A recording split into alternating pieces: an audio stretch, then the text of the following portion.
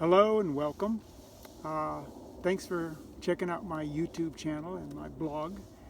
I want to talk a little bit about things that are going on around the planet these days and what's going on in our society because there's a lot of serious stuff. It's been a very interesting year for our societies and a lot of our families. People in societies are being challenged to make a lot of dramatic changes in what seems like a paradigm shift in our consciousness. What I do, of course, I'm more centered with nature, so that helps me deal with it all. It helps me gain clarity. Connecting with the earth helps us all to understand a little bit more about how we might fit into the universe. And that's, of course, what I try to teach through my nonprofit REAP. There's a lot of, throughout my entire life, there's been a lot of abuse, and it's become more apparent, which could be a good thing. Abuse of the earth and abuse of each other is really just a reflection of how we treat ourselves.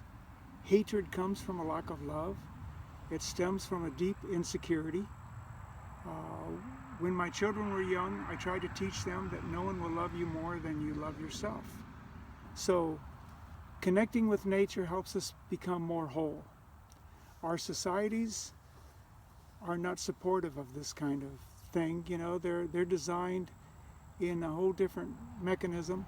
They're high, for instance, we have high density occupancy devoid of nature. It's very unhealthy, very alienating. This makes us seem more weak.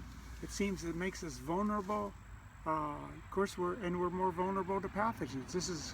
Can't be more apparent than it is with this COVID virus. Urban design needs to incorporate more than green corridors. We need to surround ourselves with life and diverse life. It's interesting when people are talking about biodiversity these days. I've been working with biodiversity for 40 some years, but we need to incorporate that in our lives. We need a lot of biodiversity. We need a lot of life, and it's like a probiotic for our entire well-being. Our disconnect with nature is evident in our lifestyles. Society produces consumers, not producers. Very few of us know where our food and energy comes from. We measure our self-worth by things we own rather than what we create. Our priorities are focused on security and convenience. And during these times, we need to support our communities. First, of course, we reach out to our friends and families. And as we open up more gradually, we need to connect with our communities, our immediate communities around us. We need to support decentralization of our food, energy, and financial institutions as a way to support those communities. In the work that I do, I use biodiversity as a way to instill balance, and that supports resilience on the land that I work. I use biodynamics and agroecology as a way to emulate nature. The work that REAP does is to offer tools to become better stewards of the land and better caretakers of the planet. In what I do and when I teach horticulture therapy, the concept is that through healing land, it heals us.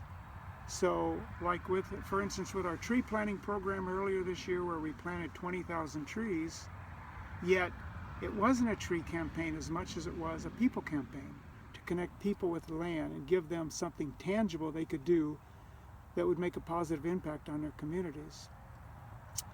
For me, a group of people regenerating a piece of land is a very powerful act. As we enhance the life around us, it enhances our spirit. So I want you to think about that. Think about connecting with the earth.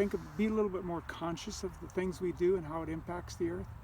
And have a futuristic goal of making this place a better place for us and for our children and our grandchildren and so on and so forth. Because it really is up to us. And that's why, people talk about the idea of leaving land and let it regenerating itself. No, we need to be an active participant in that because we're the ones destroying it. So if you want more information, you can go to our website. I wrote it down. It is www.recoveryecoag.org. You can get a lot of more information about our reforestation programs, agroforestry, things we're doing with food, small-scale farming, horticulture therapy, so on and so forth, and a lot of different other things that we're involved in. And if you're interested or don't already grow your food, or you are growing your food, and you want to do it in a more regenerative fashion, you can take a look at my book. It's Radical Regenerative Gardening and Farming. Now, this book's available in public and academic libraries around the world. So check that out. It tells you a little bit more about the work you do. And thank you for listening. Take care of yourselves, be well, and take care of each other. And until next time, thanks.